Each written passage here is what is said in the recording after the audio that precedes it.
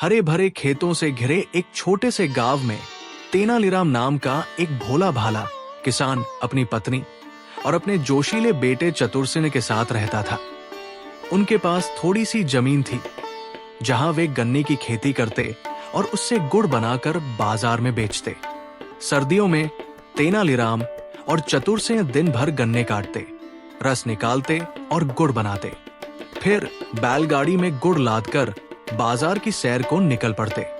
तेनालीराम को लगता था कि चतुरसिंह अभी बाजार की बारीकियां सीखने में कच्चा है, इसलिए वो खुद ही गुड़ बेचने जाता। एक दिन तेनालीराम ने बैलगाड़ी में ताजा ताजा गुड़ लादा और बाजार की ओर चल पड़ा। गाड़ी लगाकर वो ग्राहकों का इंतजार करने लगा। तभी एक चालाक बनिया वहां टहलता हुआ आया, जिसकी पत्नी ने गुड़ की खीर बनाने का फरमान सुनाया था। बनिया ने तेनालीराम से पूछा, अरे भाई, ये क्या बेच रहे हो? तेनालीराम ने बड़े गर्व से कहा, सेठ जी, ये ताजा गुड़ है, सुबह ही बनाया, ले लीजिए, स्वाद ऐसा कि जीभ लटपटाए। बनिया ने तेनालीराम की भोली सूरत देखकर सोचा, ये तो आसान शिकार है। उसने पूछा, पूरी गाड़ी का क्या दाम? तेनालीराम खुशी से उछल पड़ा, सारा गुड़ एक साथ बिकेगा। उसने कहा, सेठ जी, बस 1000 रुपए में ले जाइए। बनिया ने फटाफट 1000 रुपए थमाए और बोला, गाड़ी मेरे घर तक पहुंचा दो। तेनालीराम ने बनिया को गाड़ी में बिठाया और उसके घर की ओर चल पड़ा। घर पहुंचते ही तेनालीराम ने कहा, सेठ जी, जल्दी गुड़ उतरवा लीजिए, मुझे घर भी लौटना है। बनिया ने आंखें तरेर कर कहा, गाड़ी कैसी? मैंने तो पूरी गाड़ी के 1000 रुपए दिए। तेनालीराम हक्का बक्का रह गया। सेठ जी, मजाक न करे, मैंने तो सिर्फ गुड़ का दाम बताया था। बनिया ने ठठाकर हंसते हुए कहा, मैंने पूछा था ना पूरी गाड़ी का दाम, अब मुकर रहे हो? पंडित अपनी बात के पक्के होते हैं। तेनालीराम गिड़गिड़ाया, लेकिन बनिया ने अपने नौकरों से तेनालीराम के कपड़े उतरवा दिए और उसे धक्के मारकर घर से निकाल दिया। शर्मिंदगी से लाल तेनालीराम दिन भर जंगल में झाड़ियों के पीछे छुपा रहा। रात को किसी तरह घर पहुंचा तो उसकी पत्नी और चतुरसिंह ने उसकी हालत देखी। चादर ओढ़ाकर पूछा, ये सब क्या माजरा है?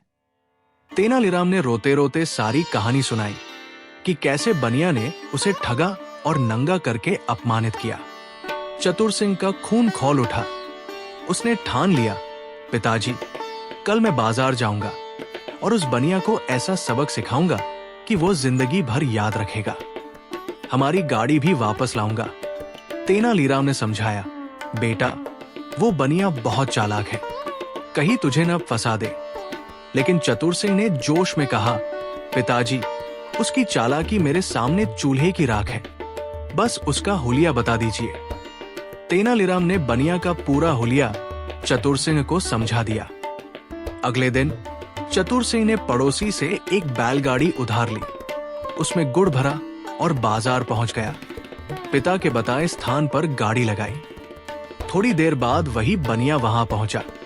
चतुरसिंह की भोली सूरत देखकर बनिया के मन में लालच जागा। वो मन ही मन सोचने लगा, कल एक को ठगा था, ये तो उससे भी ज्यादा सीधा साधा लग रहा है। बनिया ने पूछा, भाई, गाड़ी में क्या है? चतुरसिंह ने सरलता से जवाब दिया, सेठ जी, ये गुड़ है, ऐसा कि खीर में डालो तो सास भी तारीफ करे। बनिया बोला, पूरी गाड़ी का दाम क्या है?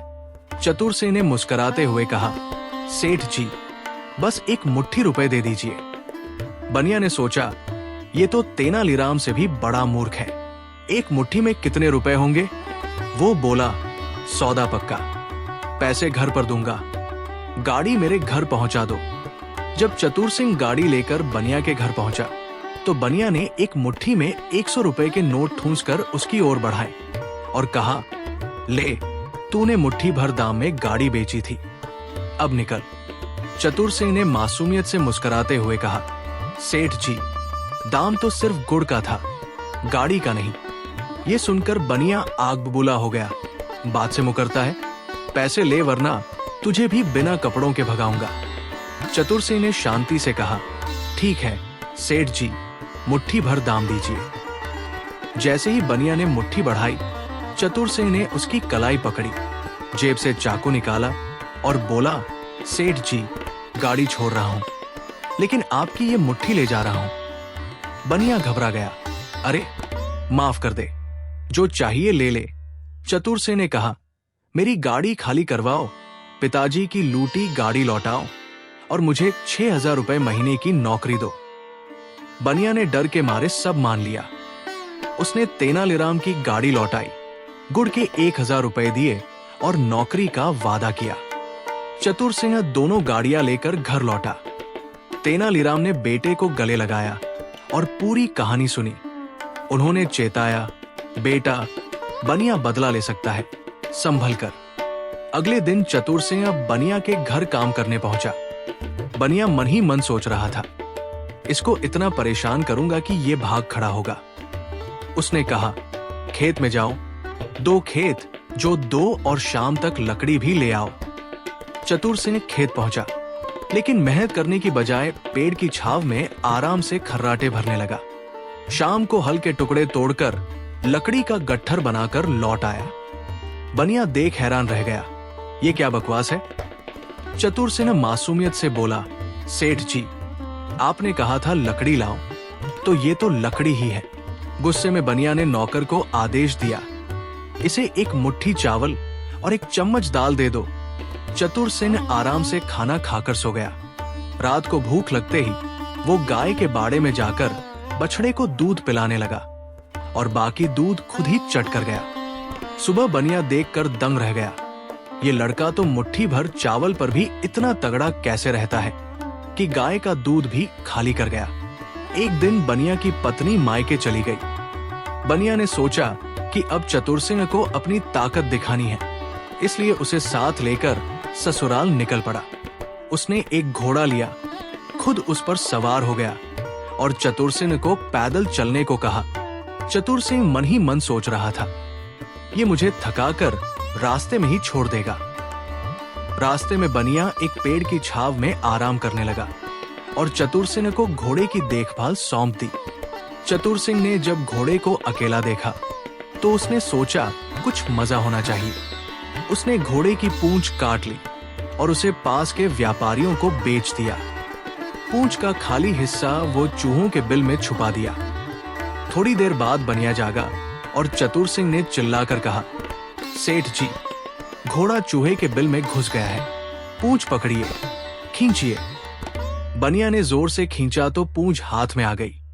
गुस्से में बनिया चतुर सिंह को भगा देने को तैयार था, लेकिन चतुर सिंह बोला, ठीक है सेठ जी, पहले आप अपनी नाक और कान काट दीजिए, तभी मैं जाऊंगा।